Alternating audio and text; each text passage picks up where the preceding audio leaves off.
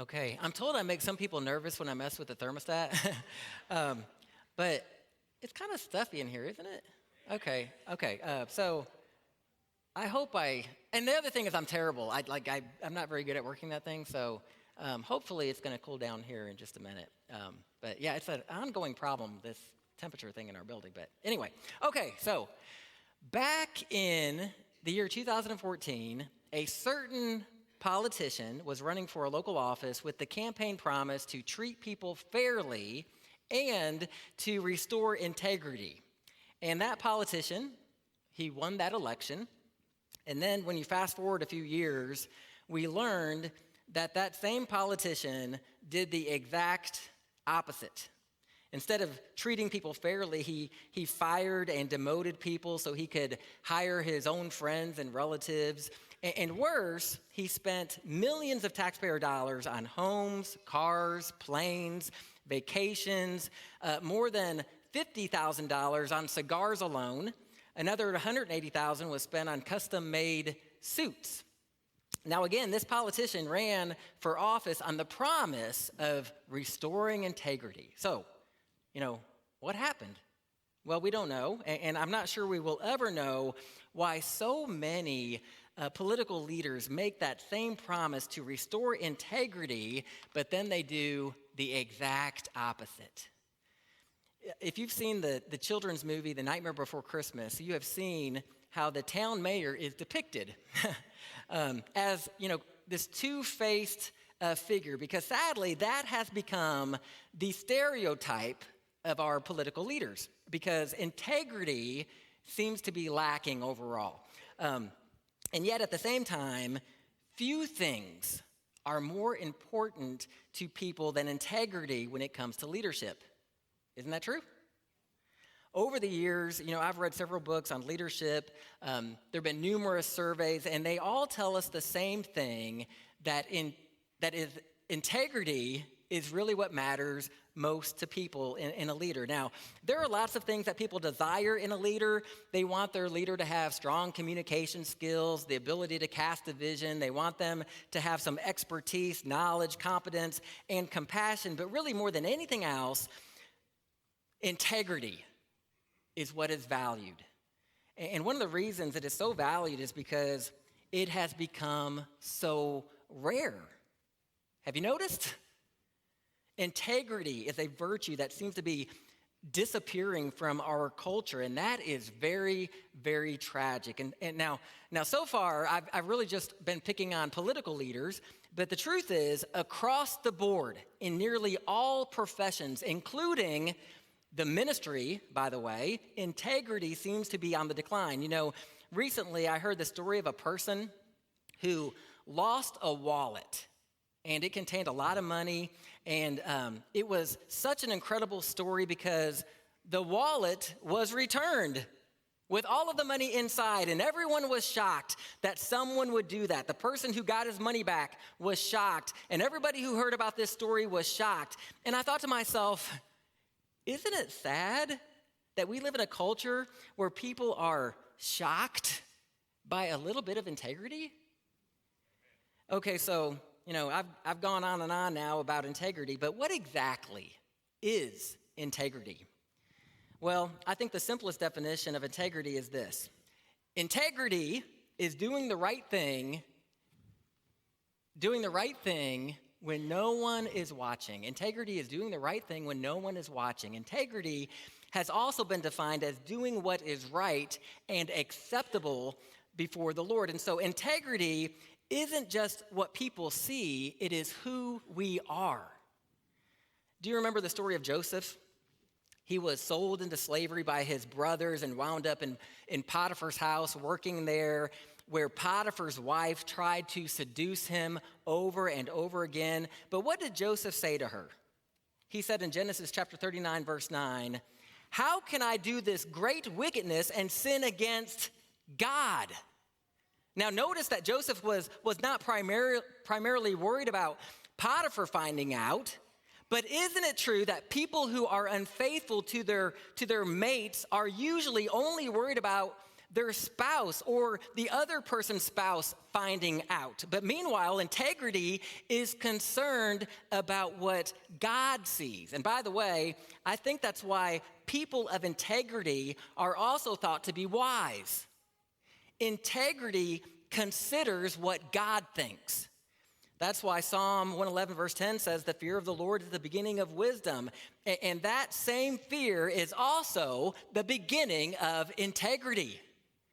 And that's why I think integrity is very much linked to our faith, because people who truly have faith in God live like God is watching because he is.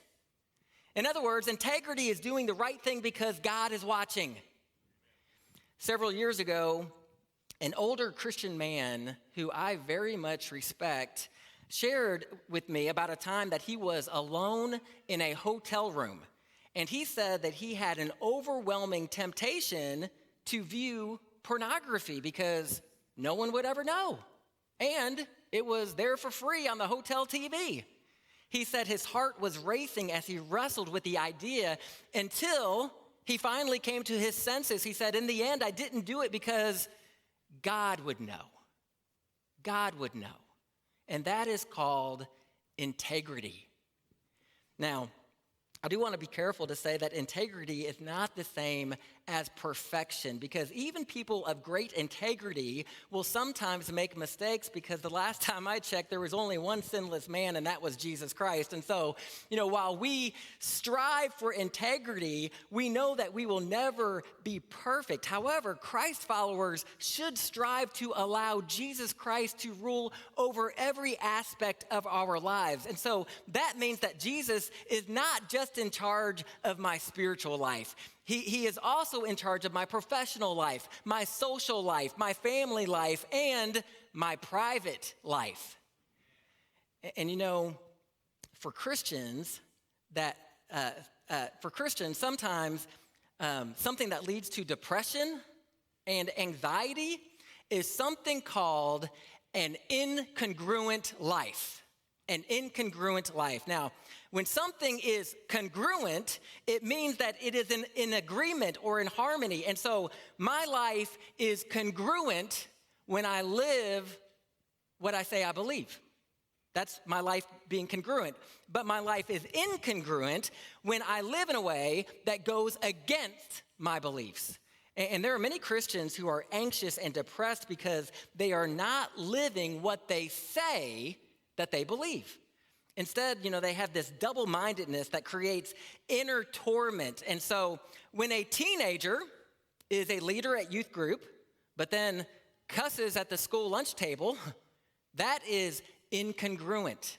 That will cause inner torment. When a father leads Bible devotions at home, but then pursues unethical kickbacks at work, that is incongruent. That will lead to inner torment. When a mother complains to her friends about the raunchy media that she's protecting her family from, but then she goes home and reads smutty romance novels, that is incongruent.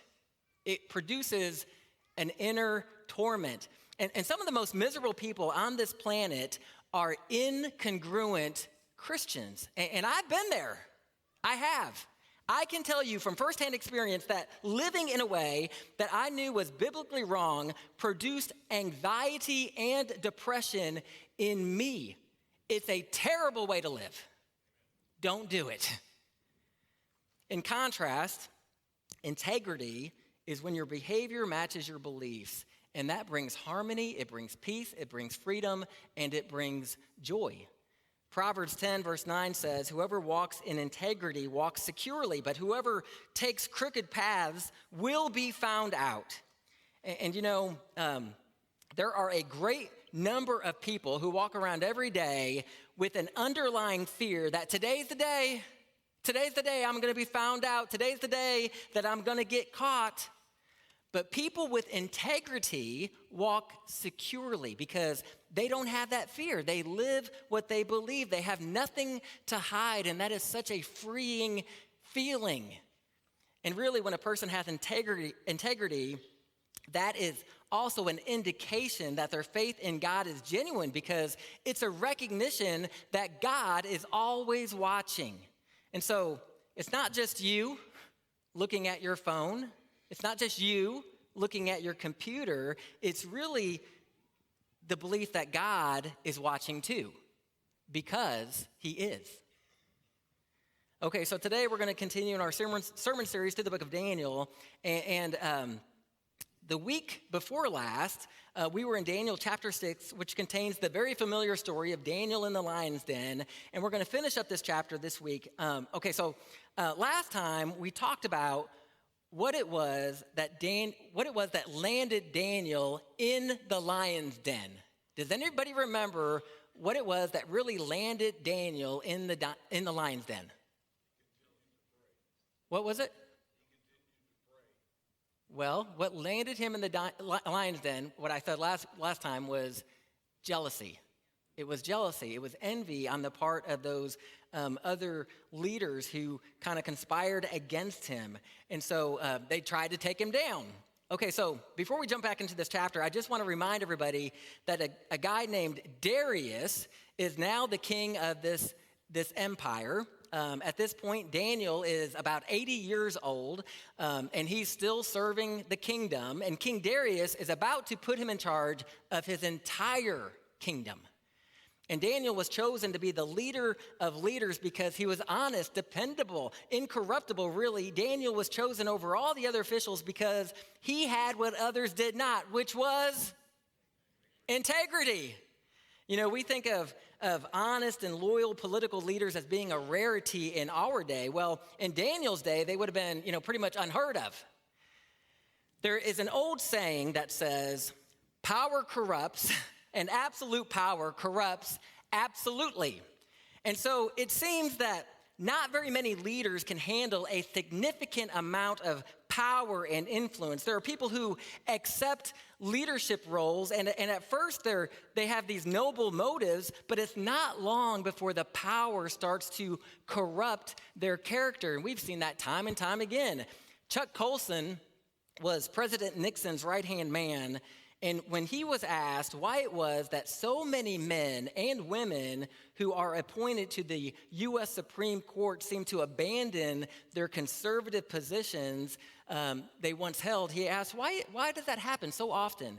And Chuck Colson speculated that once these people get to Washington, D.C., that they begin to attend the insider parties and mingle with the liberal elite, and pretty soon responding to their peers takes precedence over their moral commitments. He said this: the position of influence erodes away the inner convictions that they had, and character is eventually lost.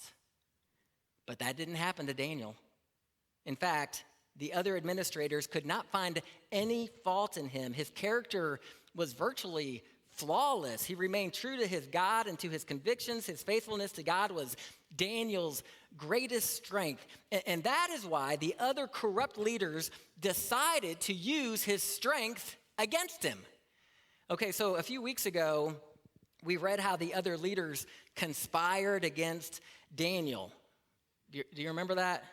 Do you remember how they slithered up to King Darius and flattered him with praise, saying, "Long live King Darius"? And then they explained to the king how much it would please everybody if he would just agree to be God for a month. They said, "Oh, king, we would just love to worship you for 30 days straight, and that would just please everybody." Then they asked the king to make a strict law that for the next 30 days, any person who prayed to anyone, divine or human, except to King Darius, will be thrown into the lion's den. When the king agreed, they said, "Well, wonderful. And by the way, we just happen to have the paperwork right here. You just need to sign this into law, and that will make the law irrevocable." And so the king could not even overturn the law once he signed it. They said, just sign here. And he did. Well, As soon as the king signed this decree, these scoundrels knew that Daniel was doomed because they knew that he would not stop worshiping the one true God. And as we pick up this story in verse 10, you're going to see that Daniel was not going to stop worshiping God for a day, let alone for an entire month. Verse 10 says, "But when Daniel learned that the law had been signed, he went home and knelt down as usual in his upstairs room with its windows open toward Jerusalem. He prayed 3 times a day, just as he had always done, giving thanks to his God." And I love what Daniel did here. Don't you? Because he is unfazed by this law. You know, he learns that anybody who worships anyone or anything other than King Darius is going to be thrown to the lions. And you know what he does? He shrugs. Who cares? Don't care. So what? And then he worships God anyway. Do you know what that's called? Do you know what that's called? Integrity. Yes, Daniel was living out what he believed, and he was a man of faith and of prayer, and he was not going to let even the threat of death stop him from worshiping his God. Daniel did not take the easy way out. You know, it would have been so easy for Daniel to say something like, well, you know, it's only 30 days. You know, why don't I just compromise a little bit? That would be better than getting mauled to death. I'm sure God will understand that I need to do this to save my life. But he didn't do that. Why? Because Daniel was a man of integrity. He led a congruent life. Proverbs 11 verse 3 says, "The integrity of the upright guides them, but the unfaithful are destroyed by their duplicity." And then Proverbs chapter 20, verse 7 says, "The godly walk with integrity. Blessed are their children who follow them." And so that verse tells us that parents, if you walk in integrity, your children are more likely to walk that same way. But if you don't, then very often they follow in our footsteps. I said earlier that integrity is doing what is right even when no one is watching. Well, in Daniel's case, integrity meant doing what was right even when someone was watching. Because look at what happens in verse 11. It says, "Then the officials went together to Daniel's house and found him praying and asking for God's help. So they went straight to the king and reminded him about his law. 'Did you not sign a law that for the next 30 days, any person who prays to anyone, divine or human, except to you, your majesty, will be thrown into the den of lions?' And oh my goodness, I cannot stand these little weasels. Can you? They had set Daniel up. These are terrible people. The verse goes on to say, "Yes," the king replied, that decision stands.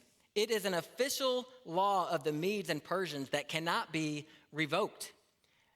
Then, verse 13, "They told the king that man Daniel, one of the captives from Judah, is ignoring you and your law. He still prays to his God 3 times a day."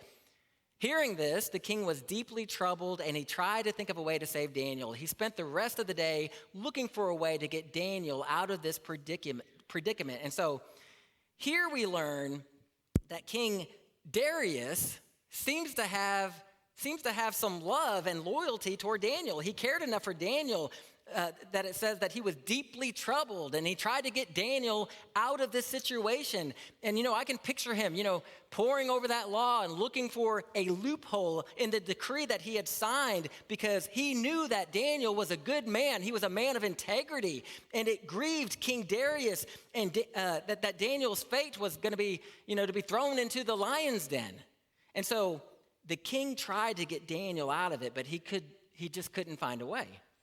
Verse 15 says, "In the evening, the men went together to the king and said, 'Your Majesty, you know that according to the law of the Medes and the Persians, no law that the king signs can be changed.' So at last, the king gave orders for Daniel to be arrested and thrown into the den of lions. The king said to him, May your God, whom you serve so faithfully, rescue you. Now, I don't know why. When I grew up, hearing about this story, and I think a lot of people kind of have this idea in their head that they think that this King Darius, they picture him as some sort of evil king who just kind of heartlessly threw Daniel into the lion's den. But that's not at all what happened. Instead, King Darius was duped. He was tricked into doing this. And again, we see this concern for Daniel at the end of verse 16 when he says, Daniel, may your God, whom you serve so faithfully, rescue you. And so King Darius was rooting for Daniel, and he tries to encourage him. Verse 17 says, a stone was brought and placed over the mouth of the den.